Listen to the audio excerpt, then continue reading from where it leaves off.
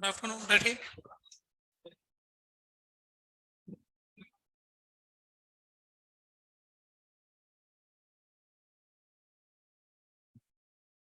Hello.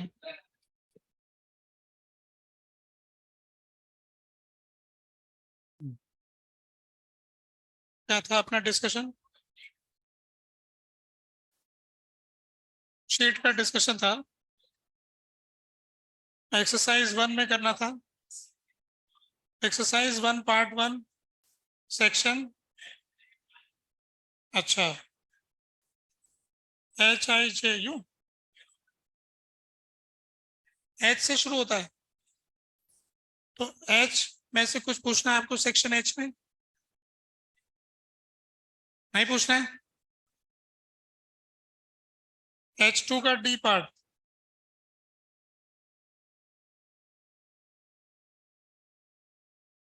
H2 का D part. What will be the potential difference developed across the width of the conductor due to the electron accumulation? Electron के accumulate करने से कितना potential difference पैदा हो जाएगा? तो आपने इलेक्ट्रिक फील्ड निकाल लिया, electric field into distance, potential difference आ गया। देखो, इलेक्ट्रॉन तभी तक शिफ्ट होते रहेंगे जब तक कि मैग्नेटिक फोर्स बराबर ना हो जाए E into E V B, है ना। तो इससे E बराबर वी बी हो गया। अब इलेक्ट्रिक फील्ड इंटू लेंथ आ जाएगा, पोटेंशियल डिफरेंस, है ना। तो इस तरह से क्वेश्चन हो जाएगा। और सेक्शन H में फिर सेक्शन I9 7 9 पूछ रहे हैं। I5 में डायरेक्शन के बारे में,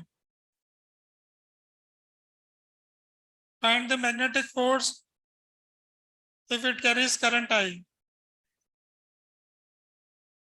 तो हम ये जानते हैं कि टेढ़े मेढ़े तार को सीधा कर देते हैं, फिर सीधा तार कैसा बनेगा? इस तरफ जाएगा, ऐसे।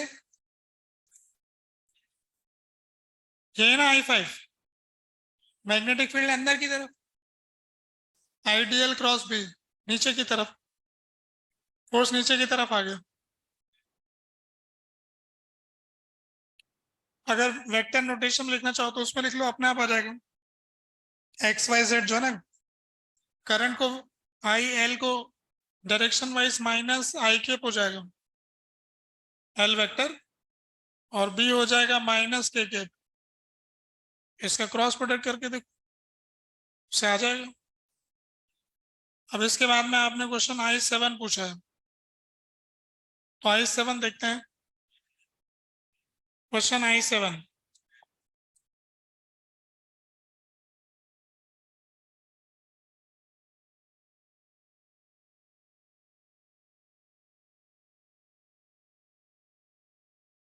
तो I7 हो गया B is equal to B nought 1 minus X by L. B is equal to B nought 1 minus X by L के।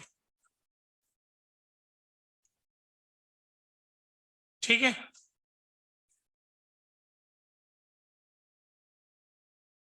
स्क्वायर लूप जिसके एच एल और I करंट जा रहा है, और find the magnitude of the net magnetic force experienced by the loop. Loop को कैसे रखा है? एक्स और वाई एक्सिस के पैरेलल, ठीक है। तो इस तरफ है एक्स एक्सिस और इस तरफ है वाई एक्सिस, और एल लेंथ का स्क्वायर लूप ऐसा होगा, ठीक है ना। एक कॉर्नर पे ओरिजिन दे रखा है कि नहीं दे रखा, या कहीं पर भी रखा होगा। एक्स एक्सिस के पैरेलल और वाई एक्सिस के पैरेलल है ना, कहीं भी ले लूं। ये लो, कहीं भी लेंगे हम।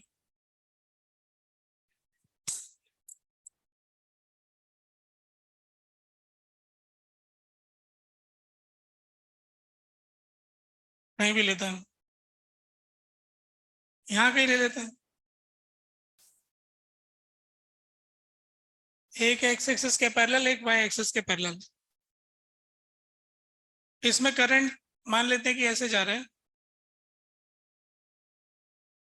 अब मैग्नेटिक फील्ड जो है के डायरेक्शन में, इसका मतलब इस तरफ आ गया।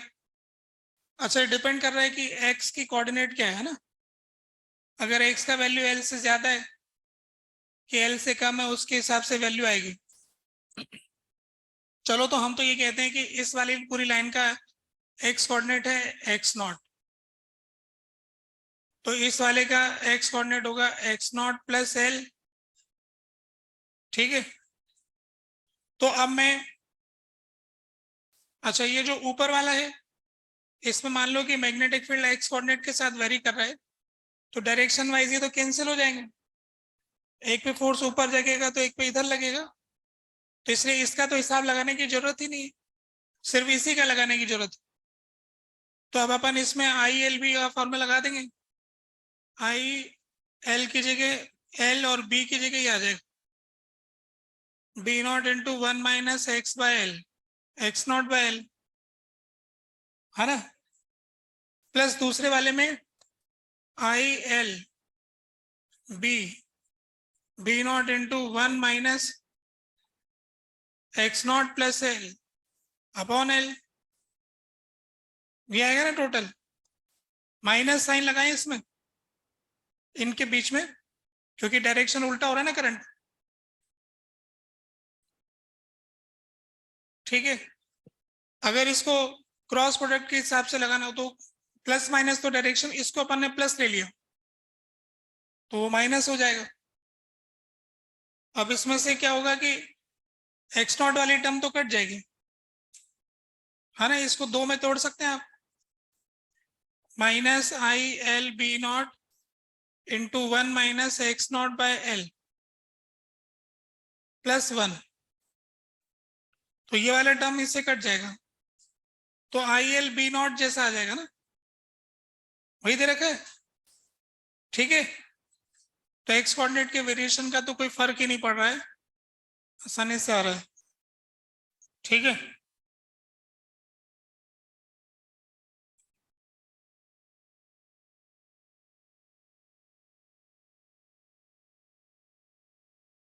तो अब आई वाले सेक्शन में चलते हैं। आई पहले इससे जो है टू लॉन्ग कैरिंग करंट है ना attracts each other, but the two parallel electron beam moving in same direction repels each other. Electron की बीम जो है वो तो रिपेल करती है,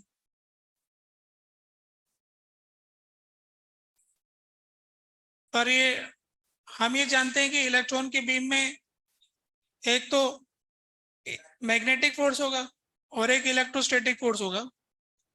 तो अगर इनके बीच का डिस्टेंस देखें, अगर ये डिस्टेंस आर है तो इसके बीच में इलेक्ट्रोस्टैटिक फोर्स तो रिपल्सिव होगा, तो उसकी वैल्यू लिख लेते हैं 1/4πε E square upon R square, और मैग्नेटिक फोर्स μ0/4π।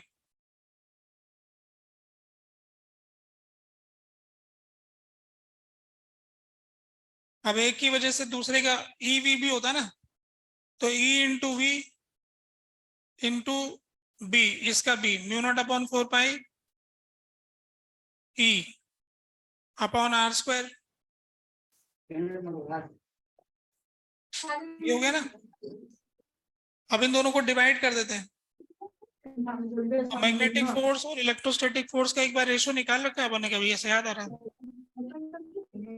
तो ये यहाँ से हमारे पास में आ गया 4π हट जाएगी, 1/μ0 ε0 आ जाएगी, फिर ये हो जाएगी। अच्छा, यहाँ पर एक वी भी आएगा,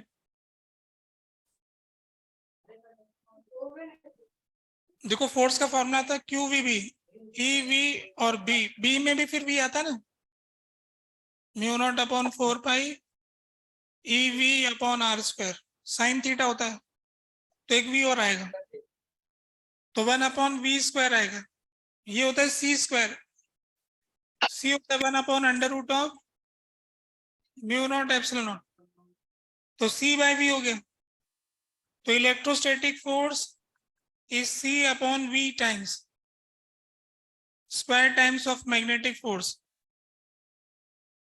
तो जो कि बड़ा होगा, है ना, तो इसलिए रिपल्शन ज्यादा हो गया। जब किसी वायर में करंट फ्लो करता है तब क्या होता है, तब हम चार्जेस के बीच का फोर्स क्यों नहीं लेते? तो जितना एक वायर के अंदर दो तरह के चार्ज हैं, प्लस का चार्ज है और माइनस का चार्ज है।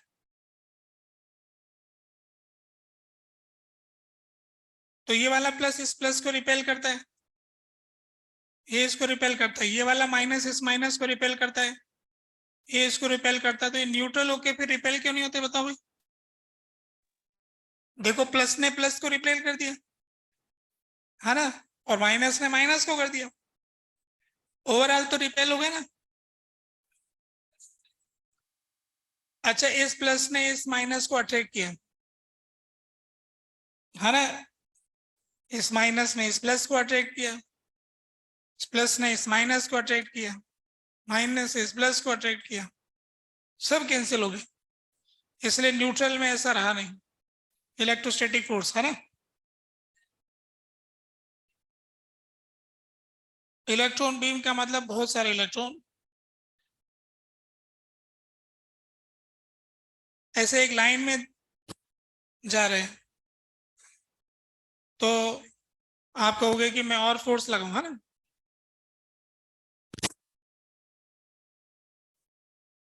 2 मिनट लाइन पढ़ लें।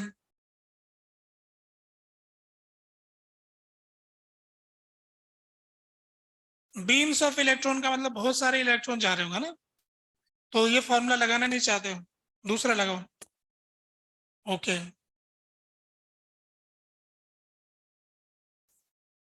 ऐसे फिर पूरे कहानी हो गई इलेक्ट्रॉन की, ठीक है।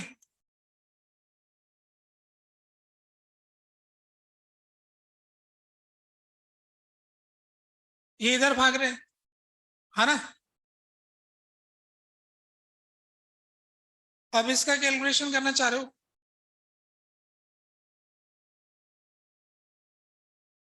हाँ वो तो करंट वाला कैलकुलेशन तो वो आ जाएगा, है ना। फिर अब इसमें अपन करंट पर यूनिट लेंथ वाला फॉर्मूला लगाएंगे, फिर इसमें चार्ज पर यूनिट लेंथ वाला फॉर्मूला लगाएंगे 2k λ/r, है ना, वैसा कैलकुलेट करेंगे। कुल मिला के ये ज्यादा आएगा, बस सीधी बात ये है ना। हर एक, इसको यूं समझ लो कि हर पेयर ऑफ इलेक्ट्रॉन पे ज्यादा है, ऐसे टोटल ओवरऑल ज्यादा हो ही जाएगा, रिजल्टेंट भी तो ज्यादा आ जाएगा फिर। तो फिर ये बात हो गई, और बताइए। I9, 9 इसमें है क्या, ये रहा I9।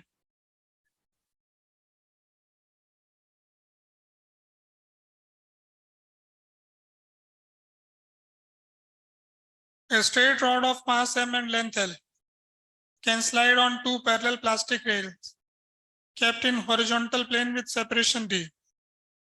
The coefficient of friction between them is minimum magnetic field, ताकि ये स्लाइड करने लग जाए ना। तो देखो ऐसा कुछ है कि ऐसे पटरी है, इसके ऊपर एक स्ट्रेट वायर रखा हुआ है ऐसे, जिसमें करंट जा रहा है, उसमें करंट जाएगा, तो कोई करंट मान लेते हैं आ ही जाएगा, करंट की वजह से इस पर मैग्नेटिक फोर्स लगेगा, नीचे इस पर mg जो लगना है सो लग ही रहा है, और ऐसे दोनों तरफ से नॉर्मल आ रहा है, 2n बराबर mg हो गए। अगर कुछ करंट कोई मैग्नेटिक फील्ड नहीं है तो अभी बात यह है कि हम मैग्नेटिक फील्ड लेके आएंगे, तो ये आपने एक सवाल पढ़ा होगा बचपन में कि अगर किसी ब्लॉक को स्लाइड करवाना है कम से कम फोर्स पे तो 10 इनवर्स म्यू पर खींचते हैं, थोड़ा टेढ़ा करके खींचते हैं ना, कम फोर्स लगाना पड़ता है, उसका वैल्यू भी याद होगा, mu M G upon under root of 1 plus mu square. ये कम से कम फोर्स चाहिए होता है स्लाइड करवाने के लिए, 10 इनवर्स म्यू पे पुल करते हैं तो ये जो आप फोर्स लगाएंगे इस करंट कैरिंग वायर पर 10 इनवर्स म्यू पे लगवाएंगे तो कम फोर्स लगाना पड़ेगा, कम मैग्नेटिक फील्ड की जरूरत पड़ेगी, कम से कम पूछा ना। तो वो आपने सोच लिया होगा कि वो तो पुरानी बातें हो गई, यहाँ तो आई एल भी चल रहा है ना। ये बीच में पुराने चैप्टर कहाँ से आ गए, सॉल्व करने के लिए कहीं से भी आ सकता है, उसमें क्या है। तो आई जो फोर्स है 10 इनवर्स म्यू पे लगाएंगे हम, इससे नॉर्मल थोड़ा कम हो जाएगा, इससे कम फोर्स से स्लाइड कर जाएगा, तो आपका आंसर इसलिए नहीं मिल रहा होगा, तो म्यू एम जी लगा रहे होंगे, है ना। Under root of 1 plus mu square से डिवाइड करते आंसर मिल जाएगा। म्यू एम जी तो आपने लिखा ही होगा, है ना। ठीक है, इस तरह से I9 हो गया। और बताइए फिर क्या था, जे भी था, जे सेक्शन में बताइए कोई सवाल नहीं है ना। के सेक्शन में K2 question,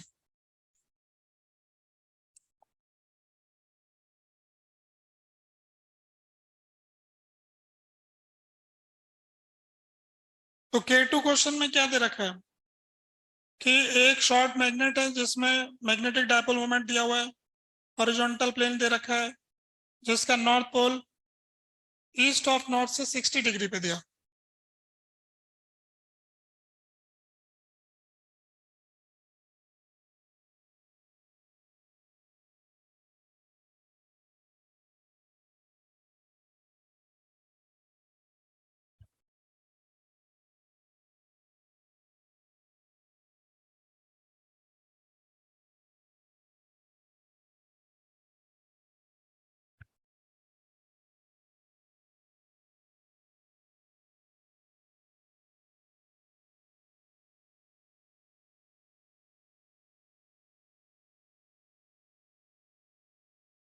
sixty degree east of north,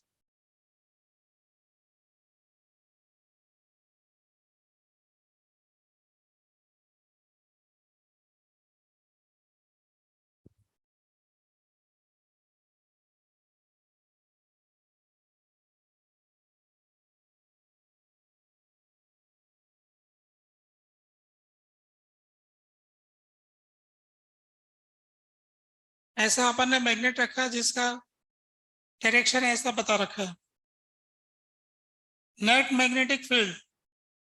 अब इसमें क्या कर रखा है कि धरती का हॉरिजॉन्टल कंपोनेंट भी दे रखा है, तो 0.2 मीटर अवे इसके एक्सिस पे एक पॉइंट है, तो यहाँ पर अपन ने कोई एक पॉइंट कंसीडर किया जो इसके सेंटर से 0.2 मीटर दूर है, तो इस मैग्नेट का मैग्नेटिक फील्ड ऐसा हो गया और धरती का मैग्नेटिक फील्ड जो है नॉर्थ डायरेक्शन में भी हॉरिजॉन्टल। तो अब इस क्वेश्चन में हमें और कुछ जानकारी दिया हुआ है क्या,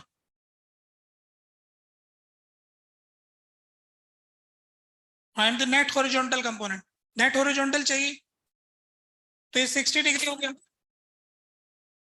और ये हो गया mu nought upon 4 pi 2m upon R cube, ये वाला फॉर्मूला लगाया, ये धरती वाला निकाला, दोनों में 60 डिग्री का एंगल है, रिजल्टेंट निकाल लेंगे इन दोनों का। नेट मैग्नेटिक फील्ड धरती वाला नॉर्थ डायरेक्शन में होगा, मैग्नेट वाला मैग्नेट के एक्सिस के लंग होगा, दोनों में 60 डिग्री का एंगल होगा। ठीक है, बोलो कुछ कह रहे हो।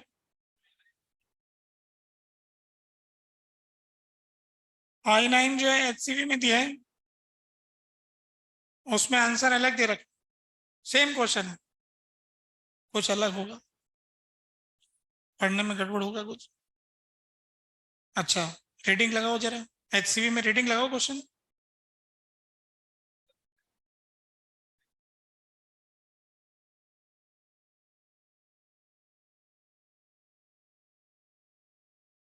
अच्छा अच्छा, वो उस सवाल की कह रहे हो क्या? HCV में आंसर उसका गलत दे रखा है, कुछ पुरानी एडिशन, इसमें नया जो लेटेस्ट एडिशन आया उसमें सही हो गया गया, ठीक है। ऐसे कुछ एडिशन में आंसर में परिवर्तन है, तो तुम्हारी वाली HCV में नहीं है, HCV 2-3 है, मतलब जमाने के साथ बदलती रहती है। तो आंसर की में करेक्शन करवा दिया किसी ने शायद, एक बच्चे ने कहा सर मेरी HCV में सही दिया हो, तो तुम्हारी में नहीं दिया बस, ठीक है, पॉइंट क्लियर हो गया। अभी और आगे बढ़े, पार्ट 3 में, पार्ट 2 में आ जाए, पार्ट 1 ही चल रहा था अभी तक। ओके, पार्ट 1 में अब आप कौन सा सेक्शन था हमारा? जी से शुरू होता है क्या? जी, F से शुरू होता है, बोलो F में तो दिक्कत ही नहीं है, फिर जी में कोई दिक्कत है? G3, टेढ़े मेढ़े तार को सीधे तार से रिप्लेस कर देते हैं, vector notation, I L × B, बड़ा सीधा है, कुछ करना ही नहीं है, I × L vector cross B, vector तो लिख ही सकती हो, नहीं आया इससे?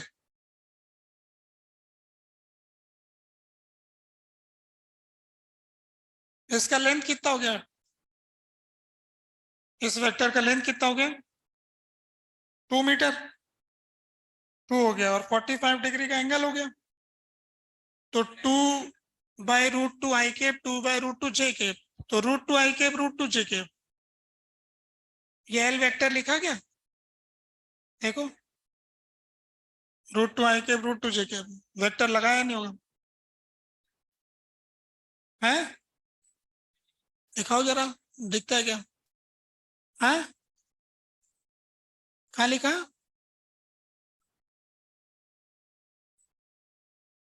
अच्छा, और बी वेक्टर जैसा वैसा लिखा, तो क्रॉस प्रोडक्ट किया, तो क्रॉस प्रोडक्ट करना नहीं आता होगा, है ना? करना यही है, मैं तो यही करूंगा, ठीक है, इसके अलावा नहीं करूंगा। और बताइए, सेक्शन जी में कोई सवाल? G13, G13 देखो भाई,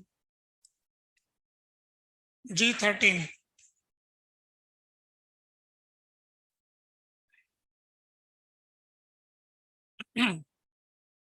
तो G13 में दे रखा है कि 2 कोएक्सियल सोलेनॉइड डिफरेंट रेडियस की हैं और उनमें आई करंट जा रहा है, आउटर की वजह से इनर के अंदर सेम डायरेक्शन में करंट जा रहा है, तो अपन इसको सोलेनॉइड को बाहर से देखेंगे ना, मैंने पीछे से देखते हैं तो ऐसे गोल रिंग जैसी दिखेगी, और एक ऐसा दिखेगी, दोनों में सेम डायरेक्शन में करंट जा रहा है, तो ऐसे जाएगा। एक्चुअल में ये सोलेनॉइड यूं है, और इसके अंदर एक सोलेनॉइड है, इन दोनों को अपन साइड से देख रहे हैं तो ऐसा दिख रहा है, ये अंदर वाली जो है इसको लाल पीले कलर से दिखा देते, ये पीली वाली सोलेनॉइड और ये लाल वाली सोलेनॉइड है ना, दोनों में सेम डायरेक्शन में करंट। अब देखो, हम ये जानते हैं कि सोलेनॉइड का जो मैग्नेटिक फील्ड होता है वो सिर्फ उसके अंदर अंदर होता है, तो इस अंदर वाली सोलेनॉइड की वजह से मैग्नेटिक फील्ड सिर्फ अंदर होगा, तो बाहर वाले पे तो फोर्स ही नहीं लगेगा, तो बाहर वाले पे लगने वाले फोर्स को क्या F2 का है क्या? तो F2 तो 0 ही हो गया, F2 तो लगेगा ही नहीं, पर वो जो बाहर वाली कोयल है उसकी वजह से तो अंदर मैग्नेटिक फील्ड होगा, है ना? इसमें मैग्नेटिक फील्ड अंदर की तरफ आ गया, अब इसमें पूरे इलाके में मैग्नेटिक फील्ड आ गया अंदर,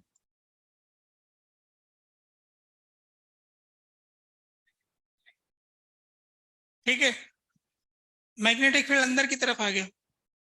तो अब ये जो मैग्नेटिक फील्ड अंदर की तरफ आ रहा है,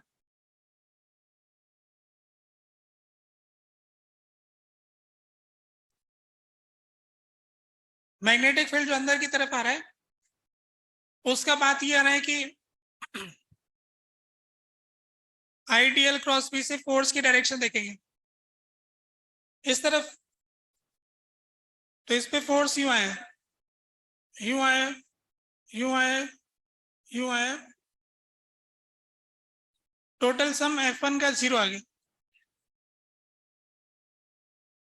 है ना। F1 का भी सम 0 है और F2 है ही 0, F2 तो 0 ही है और F1 जोड़ करके 0 है।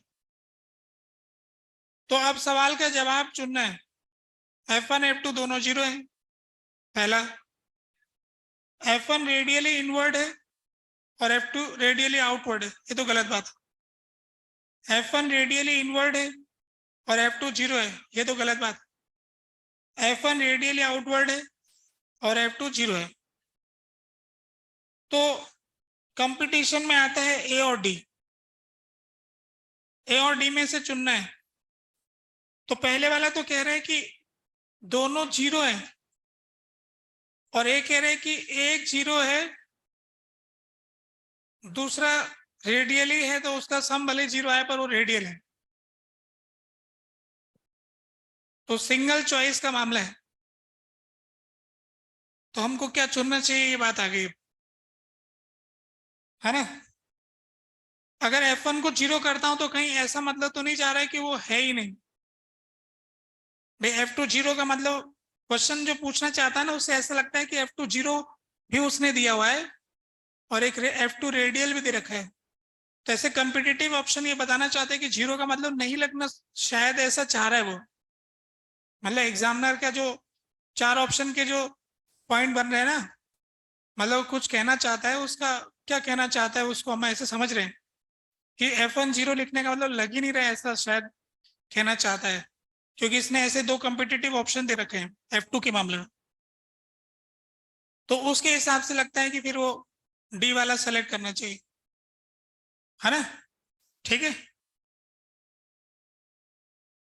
बाकी न्यूमेरिकल वैल्यू से देखेंगे तो ये वाला भी सही है ना। और बताइए,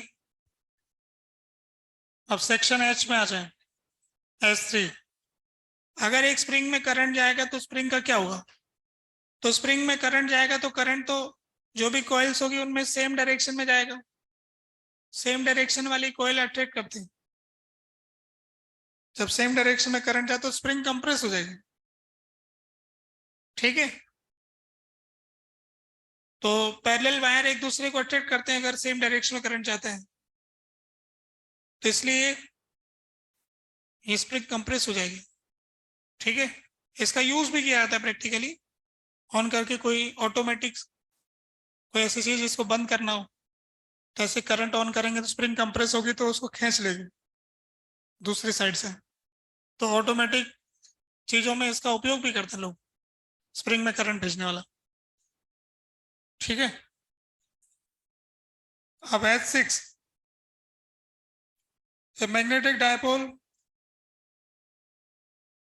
in a constant magnetic field has, क्या कहना चाहते हो, ऑप्शन हो गया सॉल्व।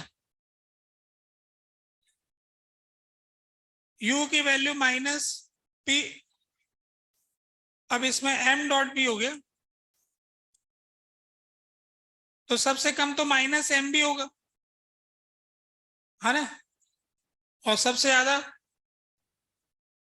+M भी, जब वो 180 डिग्री पर होगा। तो minimum potential energy when torque is maximum, torque का फॉर्मूला m क्रॉस b है, तो m क्रॉस b जब होगा तब तो एंगल 90 डिग्री होगा।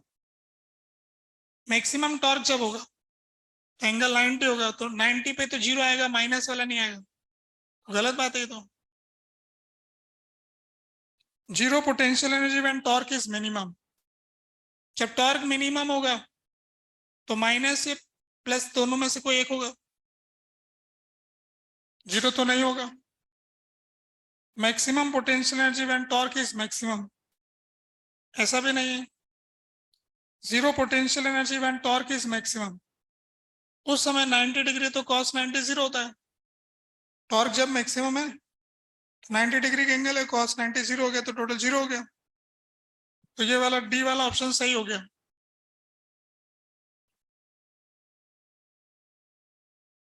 हम्म, ए क्यों दे दिया जब डी सही है?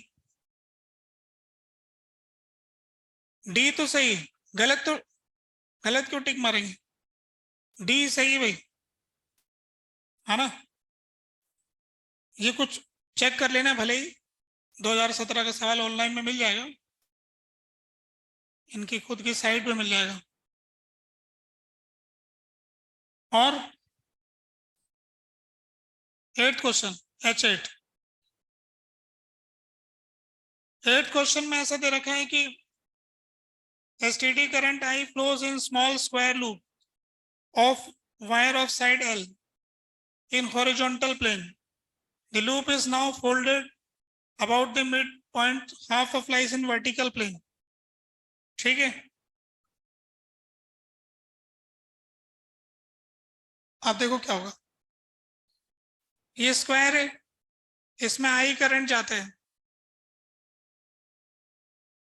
तो इसका मैग्नेटिक डायपोल मोमेंट IL² हो गया। जब आप इसे 90 डिग्री से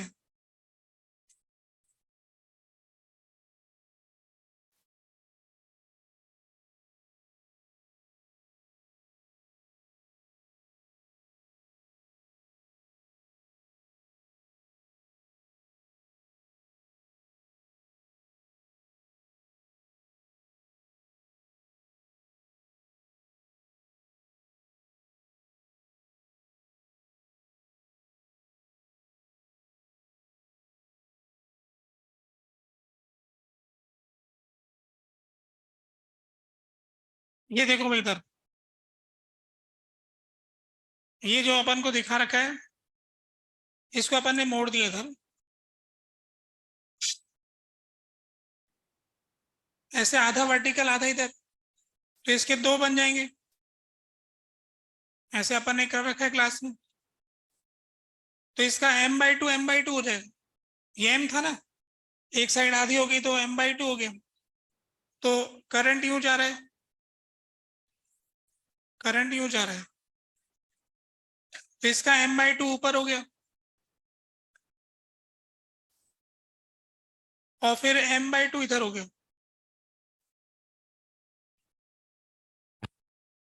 मैंने गलत पढ़ लिया,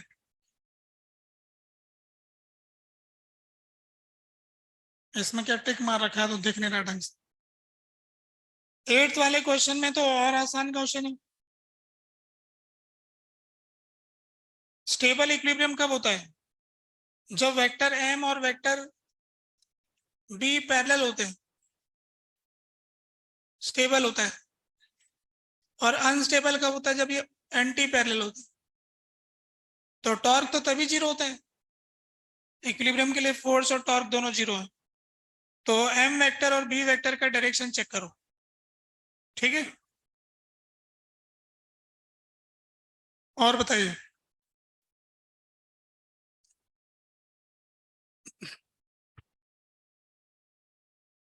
और कोई क्वेश्चन है? फिर इसके बाद में आई सेक्शन, आई में नहीं है, पार्ट 3 में आ जाता है। पार्ट 3 में कौन सा सेक्शन करना है? एफ। एफ में कोई दिक्कत नहीं है, जी में कोई दिक्कत नहीं है, ये तो सब हो चुके हैं। और क्या थे? एच, आई में कोई दिक्कत नहीं है, जे में नहीं है, के में नहीं है। अब आगे एक्सरसाइज 2 में दिया नहीं है, ये लो भाई, अब दे देंगे।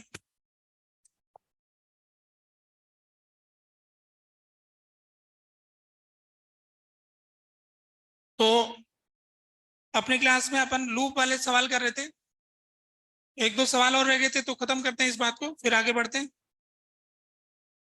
तो लूप वाले पॉइंट में एक क्वेश्चन ये आता है,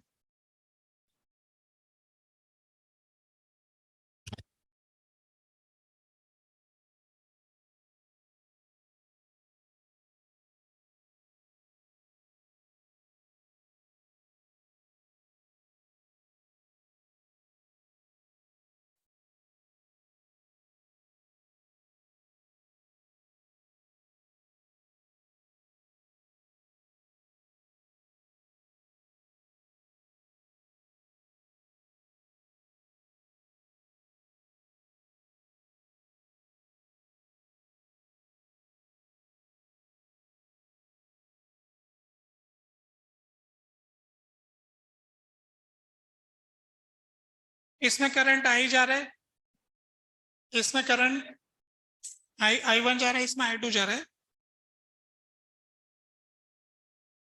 अब हमने क्या किया है कि ये जो लूप दे रखा है ना, इसको इस एक्सिस के अबाउट 180 डिग्री से घुमा दिया, 180 डिग्री से रोटेट कराया। तो सवाल ये है, find work required to rotate loop by 180 degree. Loop को 180 डिग्री से घुमाने में कितना वर्क करना पड़ेगा?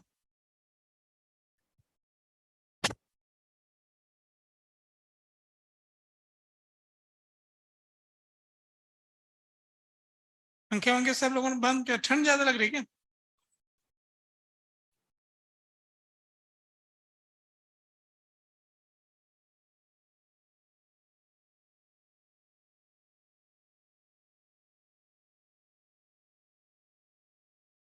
एक सौ, इस मतलब मिड पॉइंट है इसका, मिड पॉइंट के अबाउट 180 डिग्री से घुमाएंगे तो कितना वर्क करना पड़ेगा, ये सवाल है।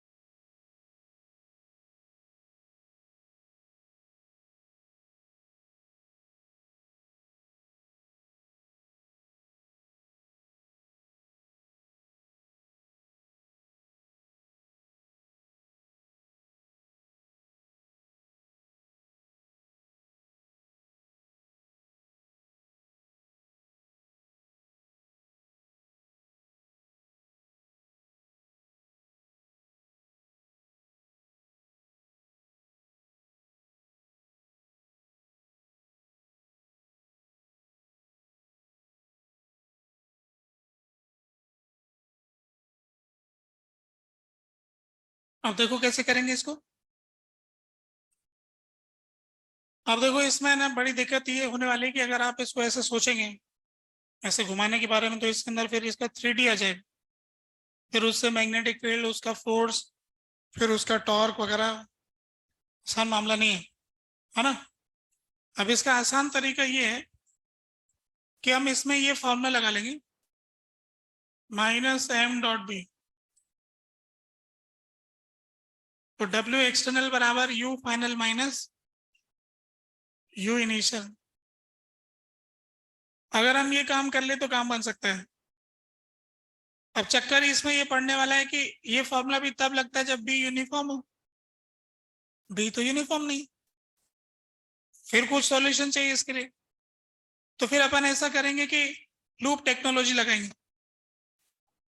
लूप टेक्नोलॉजी क्या है? ये लूप को तोड़ने वाली, एक बड़े लूप को छोटे छोटे लूप में तोड़ा जा सकता है। ऐसे करके हम छोटे छोटे लूप में तोड़ देंगे, सब में करंट बराबर होगा, I2 करंट।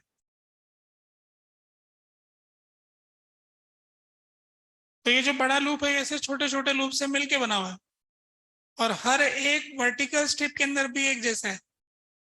तो इसमें अपन फिर इसका एनर्जी लिख सकते हैं, इसकी टोटल एनर्जी इंटीग्रेट करके निकाल लेंगे। तो ये वाला करंट है I1, तो यहां से अपन x डिस्टेंस पे dx थिकनेस, x डिस्टेंस पे dx थिकनेस का हिसाब आ गया।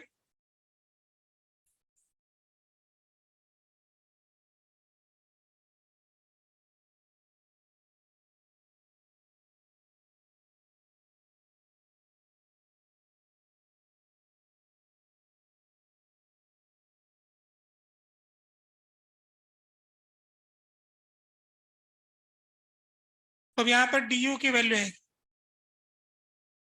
तो इसका विड्थ तो b हो गया, I2 इंटू ए, एरिया इसका हो गया b dx, और इसकी वजह से magnetic field mu naught I1 upon 2 pi x,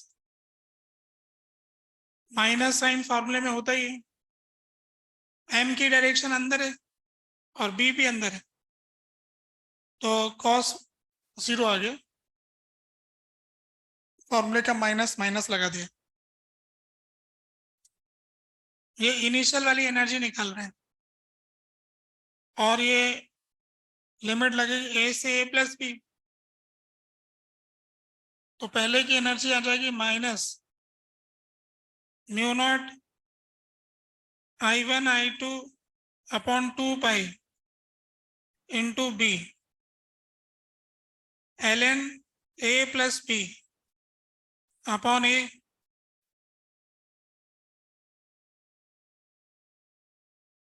ln a plus B upon A. ठीक है,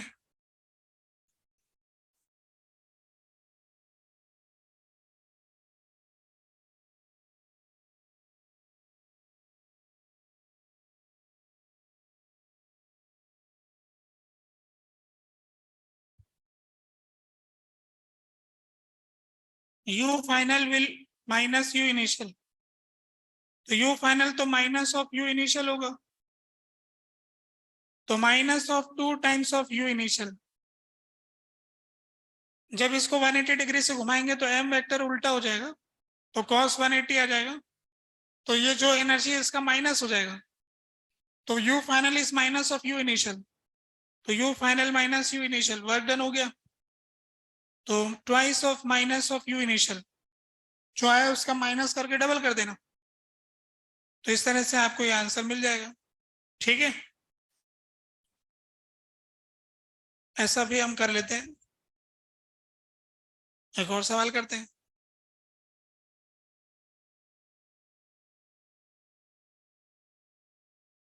मैग्नेटिक फ्लक्स जो आ रहा है वो,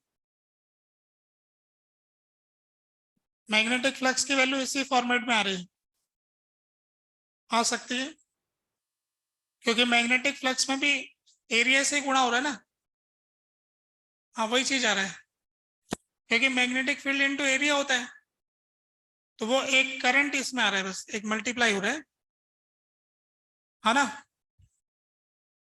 वो भी अभी अपन आगे एक चैप्टर और आ रहा है, उससे बात समझ में आएगी। ठीक बात है, आगे बढ़ते हैं। क्वेश्चन 2 देखना चाहते थे, सेकंड क्वेश्चन। इसमें करंट ऐसे अंदर की तरफ जा रहा है, I1 करंट है, और ऐसे हमको लूप दे रखा है।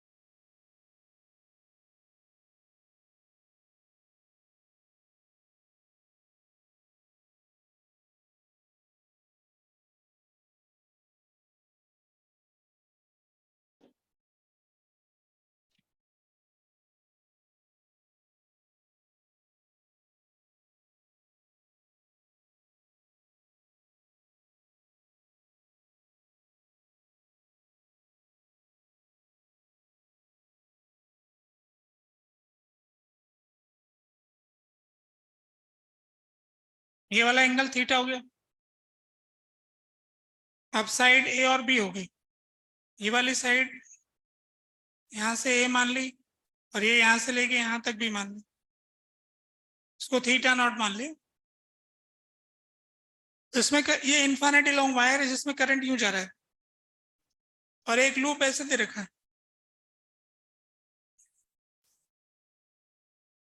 तो इस पे कितना टॉर्क लग रहा है, ये पूछा है।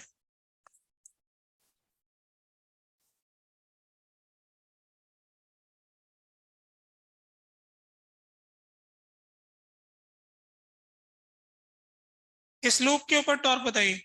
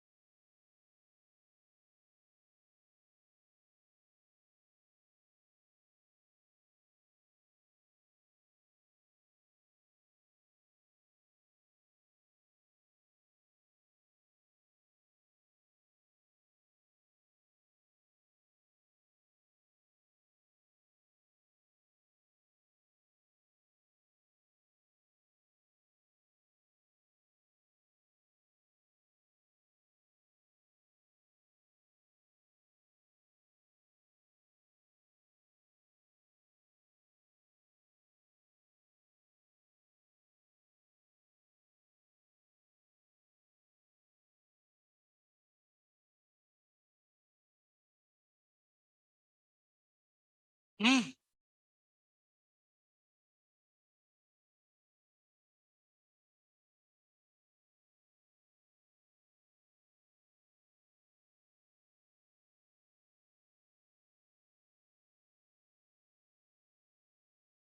तो अब कुछ विचार आया कैसे सोल्व करेंगे।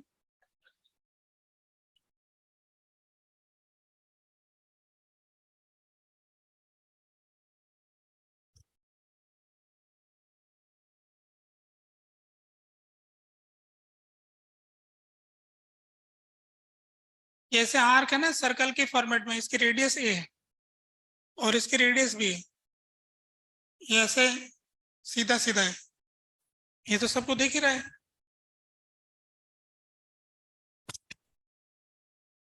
तो अब ऐसा करते हैं, इसकी वजह से आने वाले मैग्नेटिक फील्ड को दिखाते हैं। ये जो वायर है ना, इसकी वजह से मैग्नेटिक फील्ड यूं होगा, तो मैग्नेटिक फील्ड लाइंस ऐसी होंगी।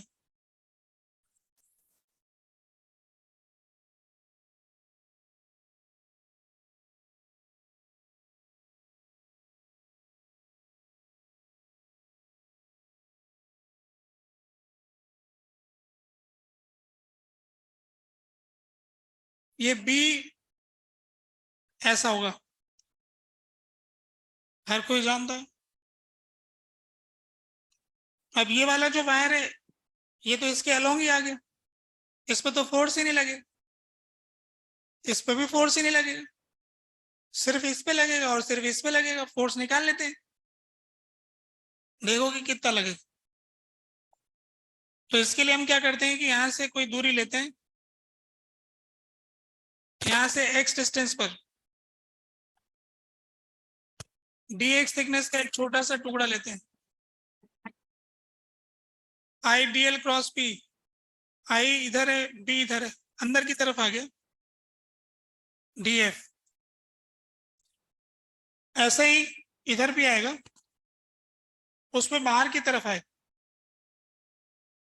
डी एल क्रॉस बी से इधर आएगा ना, I D L cross B से इधर आएगा, I D L cross B से अंदर जाएगा।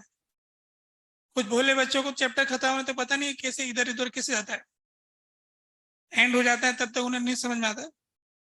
बाकी तो छोटी क्लास में पढ़ के क्रॉस प्रोडक्ट है, कोई भी कर सकता है। जिस दिन हम जानना चाहेंगे उस दिन जान जाएंगे, जब तक टालेंगे टलता रहेगा। तो आईडीएल बी इधर, आईडीएल क्रॉस बी से अंदर आ गया, आईडीएल बी इधर, आईडीएल क्रॉस बी से बाहर आ गया। ये दोनों बराबर मैग्नीट्यूड के होंगे, और इनके बीच का जो डिस्टेंस होगा वो होगा x sine theta naught by two, आधा हो गया, 2x sine theta naught by two. छोटा टॉर्क आई टू डीएल की जगह हो गया dx into B mu naught I one upon 2 pi x। ये तो आया फोर्स। अब ऐसे फोर्स कपल कॉन्स्टिट्यूट करते हैं, उनके बीच का डिस्टेंस है 2x sine theta naught by to, ये इन दोनों के बीच का डिस्टेंस हो गया। अब ये x से x कट गया, हट गया, टोटल टॉर्क इसको इंटीग्रेट करने से प्राप्त होगा। तो mu naught I one I two upon pi sine theta naught by to बाहर आ गया। x का लिमिट लग जाएगा a से b तक, a से b तक।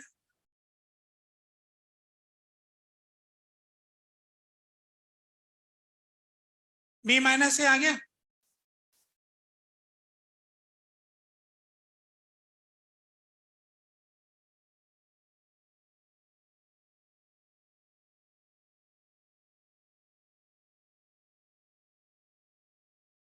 इसके बराबर आया। ठीक है,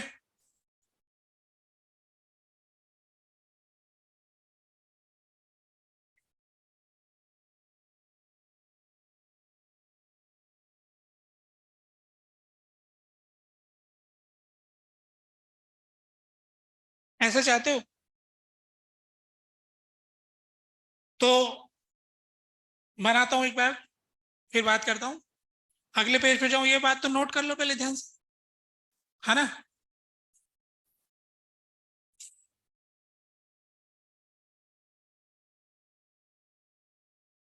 इस पर फोर्स है इधर, इस पे फोर्स है इधर, तो ये बन गया कपल।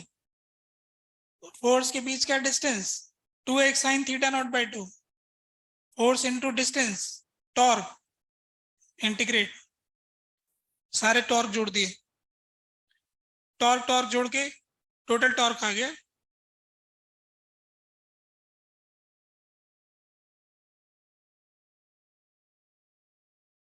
अभी बात नहीं किया ना, उसके बता रहे हैं, पहले बोल रहे हैं कि इसको नोट कर लो क्योंकि ये सही है ना।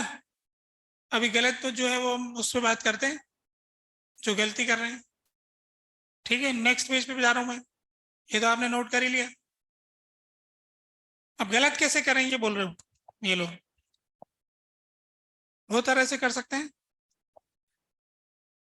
एक तरीका देख, वो तरीकों में से भी गलत करने वाला तरीका वो अच्छा लगता है जो सही से लगता है और गलत हो जाता है।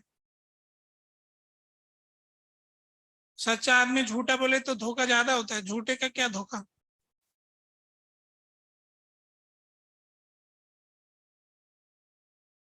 प्रॉब्लम वहीं आती है, अब सही लगने वाला गलत हो जाए ना तो प्रॉब्लम होती है। अब इसमें क्या हो रहा है कि लोग लेना चाह रहे हैं कि हम ऐसा कर लेते हैं कि ऐसा लूप बना लेते हैं। उनकी ऐसी इच्छा है कि क्यों ना हम ऐसा करें कि ऐसा एक लूप बना लें। ठीक है, लूप बनाने में लूप टेक्नोलॉजी उनकी मदद करेगी कि टेक्नोलॉजी अलाउ करती है ऐसे घुमा लो, उसमें क्या जा रहा है। फिर कहेंगे कि एक्स डिस्टेंस पर लिया है, डी एक्स थिकनेस का लिया है। अब पूरे पे बी जो है ना, ये जो फॉर्मूला लगाते हैं हम टॉर्क वाला, उसमें फॉर्मूले में एम क्रॉस बी होता है। इसमें बी क्या होना चाहिए, यूनिफॉर्म होना चाहिए। तो बताओ बी यूनिफॉर्म है कि नहीं। इधर है, इधर है, इधर है, मगर ये बी तो किधर है, इस जगह तो इधर है, उस जगह उधर है, इस जगह इधर है। बी तो यहां पर यूनिफॉर्म नहीं है। फॉर्मूला लगाने की शर्त है ये। एम क्रॉस बी में वेक्टर बी किस डायरेक्शन में लिखोगे, एम वेक्टर तो लिख दिया, बी वेक्टर जैसे मैं इस तरफ एक्स एक्सिस बोलूं, इस तरफ वाई बोलूं, इधर जेड बोलूं, तो ये वाला बी तो माइनस जे के पे आ जाएगा। ये वाला बी तो थोड़ा टेढ़ा आएगा ना, थीटा नॉट बाई टू पर, इधर ये थीटा नॉट बाई टू इधर आ जाएगा। तो इस फॉर्मूले में बी वेक्टर कौन सा लिखूं। हाँ,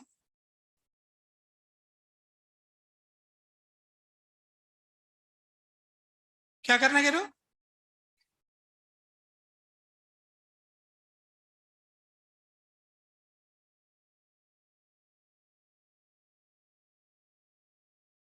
छोटे एंगल पे ले हूं।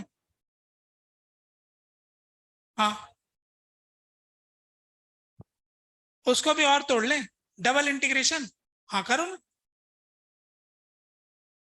ऐसा कोई मना ही नहीं, फिर कर सकते हो। लूप के भी टुकड़े कर दो, इस छोटे से लूप के भी टुकड़े करने के लिए फिर यहां से अपन चलते हैं अल्फा एंगल, और फिर डी अल्फा एंगल सबटेंड करने वाला, अल्फा पे डी अल्फा। फिर आपके पास एक लूप आ गया। फिर वो जो टॉर्क आएगा ना, उसको वेक्टर फॉर्म में लिखना, फिर उसका वेक्टर एडिशन करना। टॉर्क आने से काम नहीं चलेगा। अभी इसमें एम और बी इधर है ना, तो एम क्रॉस बी से टॉर्क इधर आएगा, तो इसका टॉर्क इधर डी टाउ, फिर डी टाउ, फिर डी टाउ, ये डी टाउ, इनके भी साइन थीटा वाला कंपोनेंट आएगा टॉर्क में भी। फिर तुम्हारा सही होगा, या जो मैंने मेथड बताया था वो कर लो, या फिर ये कर लो, ये तो सही होगा भाई, ऐसे कर सकते हो। अल्फा एंगल पर टी अल्फा एंगल का एलिमेंट लेना, यहां से थीटा वीटा पे लेना, फिर वो जो टॉर्क आएगा उसका फिर कौन सा कंपोनेंट ऐड करोगे, एक्स इस तरफ, है ना। ये वाला कंपोनेंट सभी का ऐड कर देना, एक इंटीग्रेशन, फिर दूसरा integration, double integration with components. इतना ध्यान पूर्वक करते हो सही हो जाएगा, फिर कोई समस्या नहीं। ठीक है, पॉइंट क्लियर हो गया कि हम ये फॉर्मूला भी यूज कर सकते हैं। एक और सवाल करते हैं, सवाल यूं है कि हमारे पास ये कोई आधा लूप है, इसमें करंट I2 है,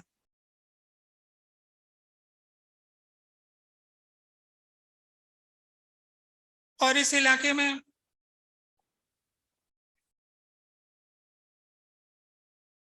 मैग्नेटिक फील्ड दिया हुआ है।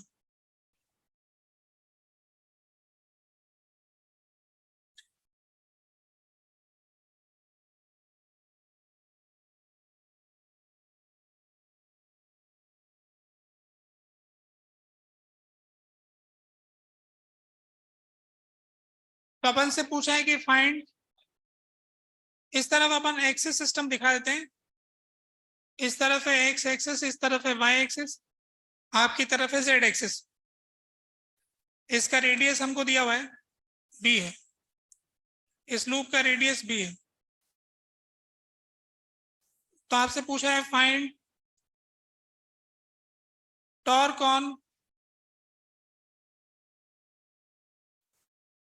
Half loop.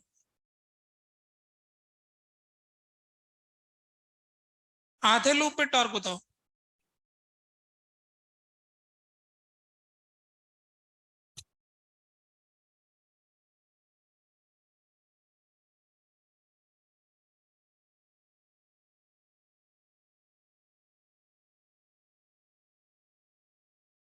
अच्छा, किस पॉइंट के अबाउट बताओ, ये भी बात आ जाती है ना। तो ऐसा कर लेते हैं आपके लिए, इस पॉइंट के अबाउट बताओ, O point, about O point, ठीक है। ओ पॉइंट के अबाउट बता दो आप। ओ कॉर्नर वाला पॉइंट हो गया।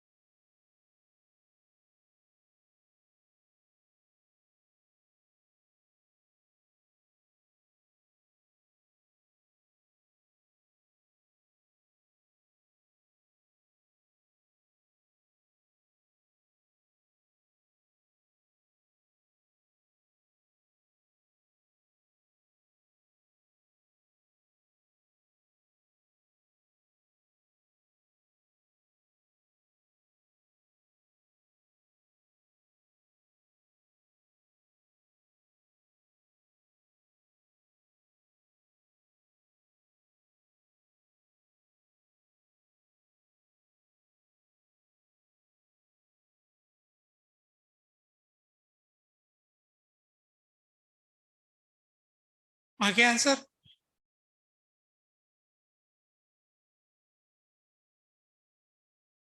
बहुत ही सीधा है, सबने लगा दिया होगा, कुछ खास बात है ही नहीं।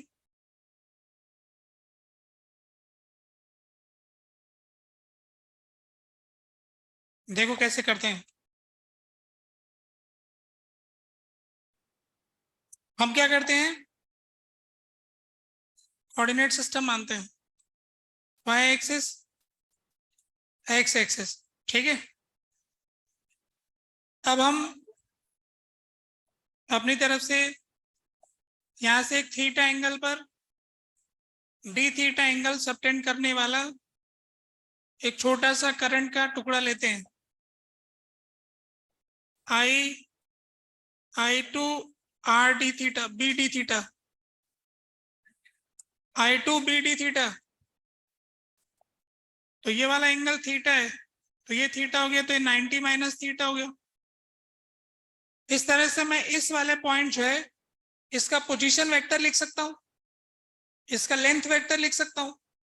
तो टॉर्क का फॉर्मूला यहां से आर क्रॉस एफ, फॉर्मूला लगा दूंगा ना, ठीक।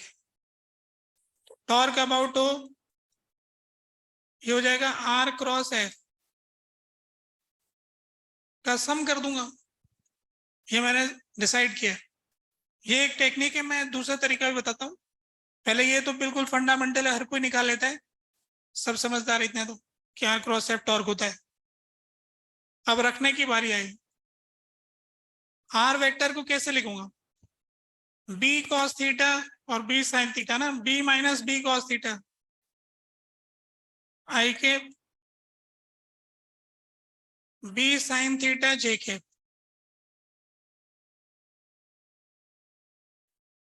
ये तो हो गया आर क्रॉस एफ।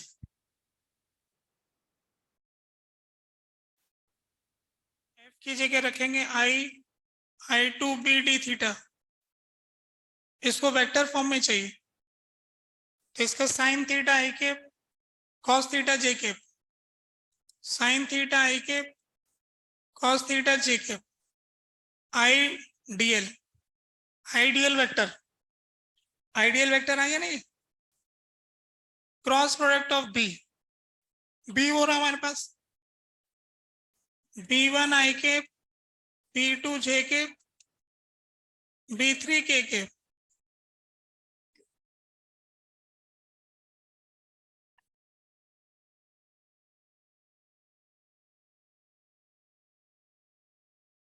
ये आपके सामने एक छोटा सा एक्सप्रेशन लिखा है,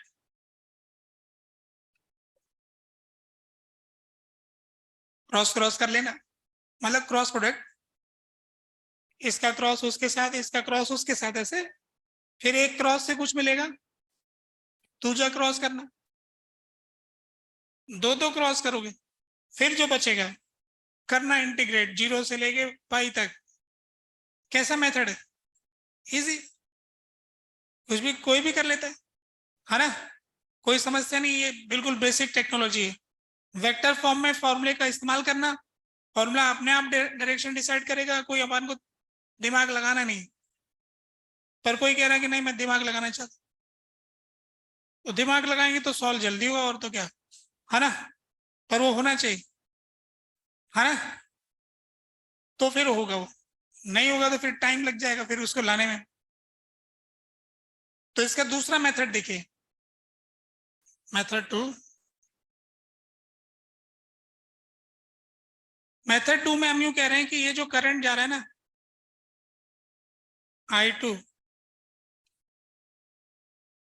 ये I2 क्यों दिया जब I1 है नहीं,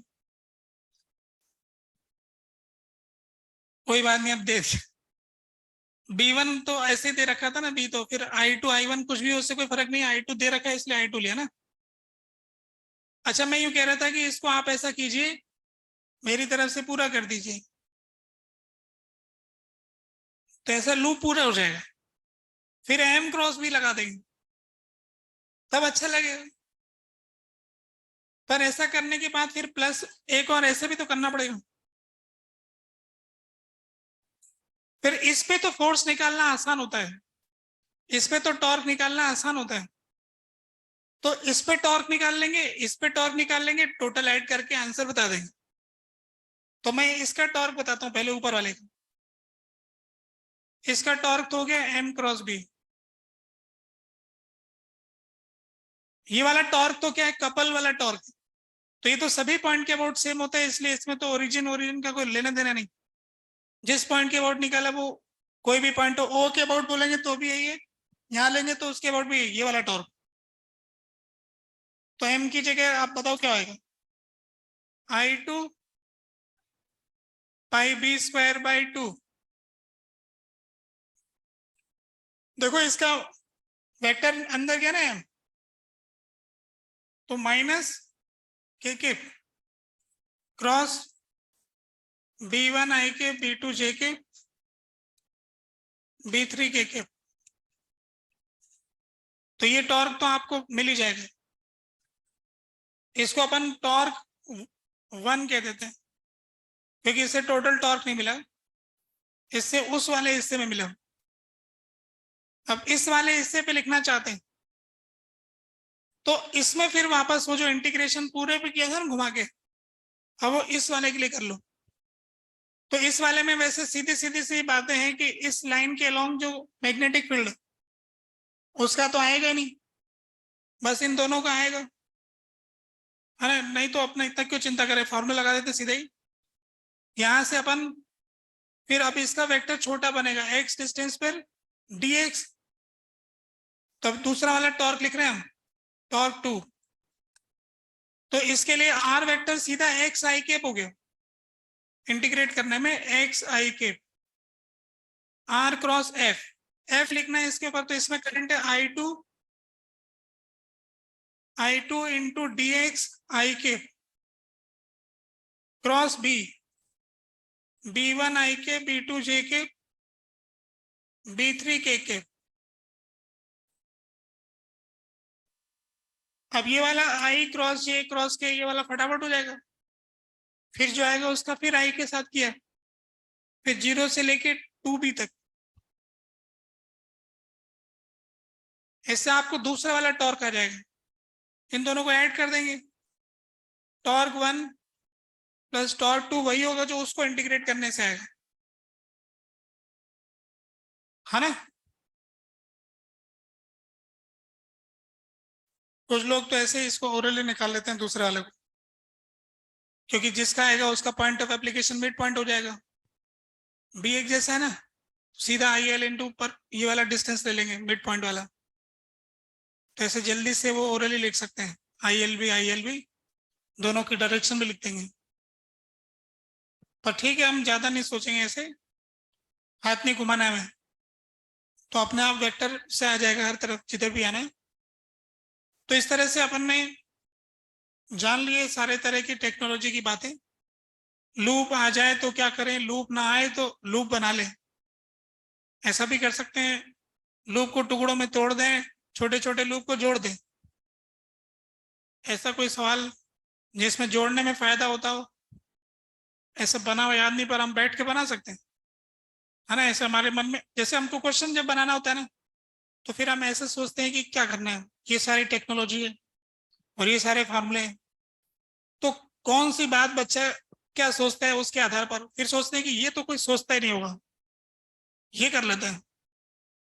फिर हम उसके पे एक सवाल बनाते हैं, फिर सोचते हैं कि हमसे भी होगा कि नहीं होगा, हम उसको चेक करते हैं, अच्छा आंसर आ रहा है कि नहीं आ रहा है, फिर वेरीफाई कर करा के फिर फाइनली सवाल पूछ लेते हैं।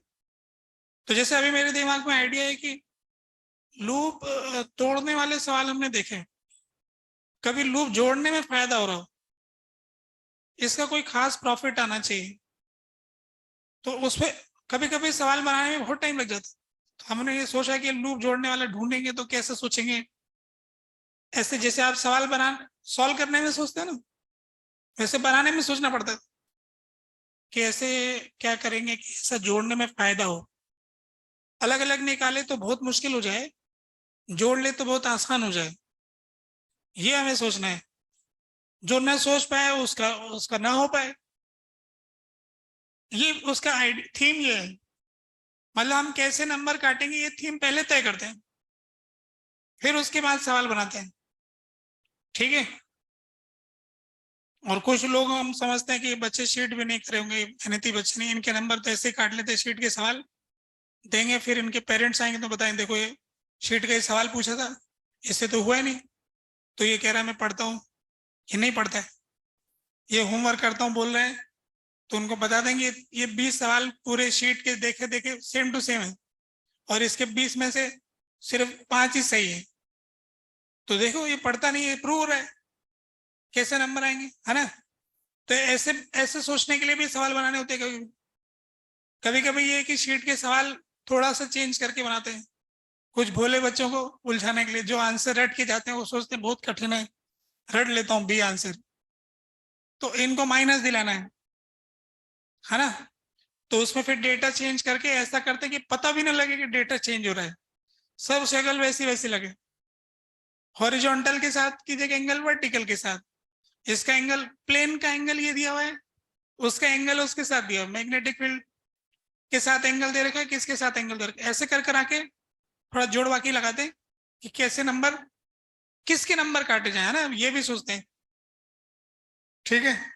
कभी कभी सोचते हैं नंबर दे देते हैं, कुछ इजी क्वेश्चन ही दे देते हैं, कोई क्लास वाले एग्जाम्पल में दे देते हैं, बच्चा कर ही लाएगा। मैंने देखा है कि क्लास वाले सवाल नहीं कर पाते बच्चे, क्योंकि मुझे मालूम है क्लास में प्रेजेंट ही नहीं रहते, और कुछ प्रेजेंट रह के भी एब्सेंट रहते हैं, है ना। तो क्लास का हूबहू सवाल पूछेंगे ना, आज ही समझाए कल ही पेपर लेंगे, ये सब मैंने जांच कर रखी, पहले सब कॉपियां देखी हुई मेरी, तो उससे मुझे याद है कि बहुत सारे बच्चे सेम टू सेम आज ही डिस्कस किया। आज कई, मेरे को एक तो ऐसी क्लास याद है कि रात को 8 बजे पढ़ा रहे हैं, खत्म किया, आखिरी सवाल था, सुबह 8 बजे का पेपर, और वो उस पेपर में वही सवाल आया भी, फिर भी सवाल नहीं हो रहा बच्चों से। एक तो ऐसा बैच मुझे याद है इसमें एक भी बच्चे को सही नहीं हुआ, मैं तो रोने लग गया। मैंने कहा ऐसे किसी बच्चों को पढ़ा रहा हूँ मैं, कल शाम को पता है, और अभी तक सुबह जाते जाते नहीं। फिर एक बच्चा 1 साल बाद आके बोलते हैं सर हम पढ़ते नहीं थे इसलिए उस दिन आप नाराज हो रहे थे।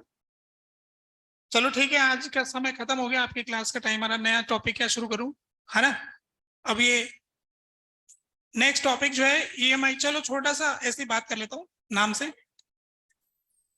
पढ़ाऊंगा नहीं, बस ऐसी बात। इलेक्ट्रोमैग्नेटिक इंडक्शन जो है इसकी थोड़ी सी बात करता हूँ।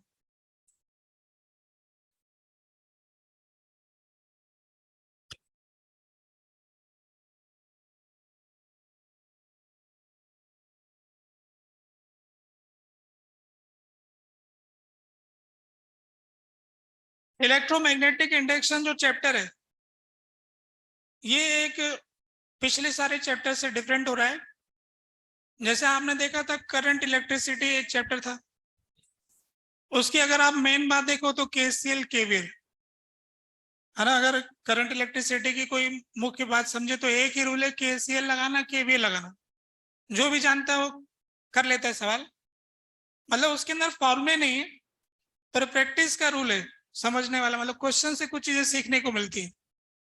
ऐसे ही इस चैप्टर में फॉर्मूला एक ही है, इस चैप्टर के 2 हिस्से मान लीजिए, तो जो एक बड़ा हिस्सा है वो एक ही फॉर्मूले से गवर्न होता है, फिर उसको समझाने के लिए हम 2 फॉर्मूले और बताते हैं। फैराडे ने एक फॉर्मूला दिया, उस पूरे फॉर्मूले पे चैप्टर चलता है, उस एक ही फॉर्मूले से हो जाता है, तो जिसको याददाश्त कमजोर है उनके लिए बढ़िया चैप्टर है। और वैसे यूं कह सकते हैं कि ये 12th क्लास का रोटेशन चैप्टर है, तो उस नाम से लोग डर सकते हैं कि भाई 11th का रोटेशन तो इतना अच्छा नहीं था, पर वैसा नहीं है। पर ये इस चैप्टर में एक खूबी है कि सारे चैप्टर आ जाएंगे, इसलिए इसको रोटेशन। 11th का रोटेशन जो था उसमें पिछले work, power, energy, circular motion, Newton's law सब उसमें आ जाते हैं ना, इसके अंदर सारे 11 12 के सारे आ जाएंगे। मतलब अगर मुझे ईएमआई का कोई सवाल बनाना है तो उसमें मैं वर्क एनर्जी थ्योरम लगवा दूं, उसमें टॉर्क की इक्वेशन लगवा दूं, उसमें कैपेसिटर की इक्वेशन लगवा दूं जो हमने पढ़ लिया है, या करंट इलेक्ट्रिसिटी की इक्वेशन भी लगवा दूं, और इस चैप्टर का एक फॉर्मूला भी लगवा दूं, ऐसे करके मैं इसमें 5-6 चैप्टर का एक साथ एक सवाल में ला सकता हूं। तो इसलिए एक तरह से इसकी कैपेबिलिटी बहुत है, पर जो ज्यादातर मेजोरिटी के सवाल आते हैं वो इसी के सीधे सीधे सवाल आते हैं, बिल्कुल सीधे टाइप के रहते हैं। फेराडे ने इलेक्ट्रोमैग्नेटिक इंडक्शन की जो खोज किया था, फेराडे को ऐसा लगता था कि वो किसी दिन ऐसा ढूंढ लेंगे, जैसे लोगों को लगता रहता है कि मैं ऐसा करूंगा, ऐसे फेराडे को भी लगता था। उस समय जो अपन ने डिस्कस किया था ओस्टेड वाली कहानी, जिसके अंदर विद्यार्थियों ने बताया कि सर ये मैग्नेट हिल गया है, बताओ क्या हो गया है। तो सर ने तो किताब में लिखवा दिया और किताब में फिर एम्पियर ने पढ़ लिया और फिर कुछ रूल बना दिया। तो लोगों ने ये देखा कि मैग्नेटिक फील्ड से मैग्नेट हिल जाती है, तो मैग्नेटिक फील्ड से हम मैकेनिकल एनर्जी प्राप्त कर सकते हैं, यानी करंट से मैकेनिकल एनर्जी प्राप्त की जा सकती है।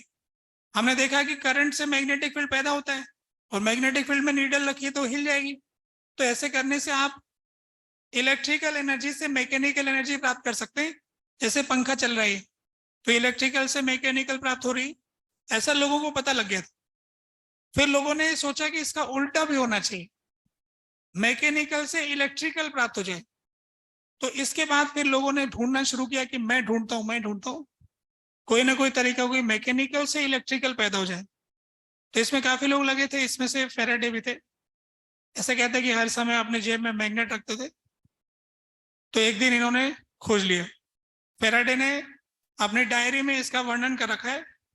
वो डेली अपनी डायरी लिखते थे कि आज मैंने क्या सोचा, है ना, ऐसे जो भी उनके मन में विचार आते थे वो उसको लिखते थे। तो जिस दिन उन्होंने खोजा ना, उसका भी डायरी में वर्णन किया हुआ है कि दोपहर को इतने बज के 2:30 बजे के आसपास का टाइम था, जो उसमें लिखा था डायरी में कि इतने बजे करीब मैं ये ऐसा कुछ एक्सपेरिमेंट कर रहा था जिसमें मुझे ये पता लगा। और जब फेराडे को पता लगा, उसके अंदर इन्होंने कुल 28 दिन, 4 हफ्ते में इस चैप्टर की थ्योरी बना दिया, पब्लिश कर दिया। मतलब जिस दिन उनको खोज हुई ना, न सिर्फ उन्होंने खोजा, मेजरमेंट किया कि जो मैं बताना चाहता हूँ उसका फॉर्मूला भी बना के देता हूँ। तो जल्दी से फॉर्मूला बना करके उसको पब्लिश भी कर दिया, इलेक्ट्रोमैग्नेटिक इंडक्शन।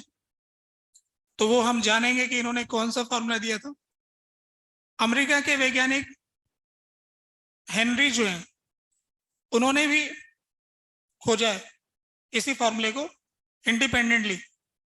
तो अमेरिका वाले बोलते हैं कि नहीं ये तो हेनरी ने खोजा है, और इंग्लैंड वाले बोलते हैं कि नहीं ये तो फेराडे ने खोजा है। जैसे चंद्रमा पर जो पानी मिला है, भारत वाले कह रहे हैं कि हमने बताया है, अमेरिका वाले नहीं, हमको हमारा पहले से डेटा था, हमारे पास है पहले से, ऐसा अमेरिका वाले बोल रहे हैं। अभी फिर हम थोड़े दिन में उतर के और कुछ बताने वाले हैं। तो रशिया वाले कह रहे हैं कि आप उतरो उससे पहले हम उतरेंगे, हम बताएंगे। तो अभी कंपटीशन चल रहा है। अब ये देखने वाली बात है कि कौन पहले उतरेगा। रशिया ने टारगेट रखा 22 तारीख का, भारत ने टारगेट रखा है 20 तारीख, 23 तारीख का। अब भारत वाले कह रहे हैं कि हम एक टारगेट को एक हफ्ता पहले भी कर सकते हैं। एक हफ्ता करेंगे तो कल ही हो जाएगा, है ना, 5-6 दिन पहले। तो वो टारगेट पता नहीं क्या होता है, उतरने के बाद में वहां खोजबीन और करने हैं। तो कहने का मतलब है कि ये जो ईएमआई का रूल था, ये दो अलग अलग लोगों द्वारा खोजा गया, बताते हैं। अब हम तो फेराडे का नाम लेते हैं क्योंकि हम अंग्रेजों के गुलाम रहे हैं, है ना। तो यहीं पर रोकते हैं। होमवर्क, अब आपकी शीट जो है उसके अंदर बचाना मत। एक्सरसाइज 2 में क्या करोगे? पार्ट 1 पार्ट 2, ठीक।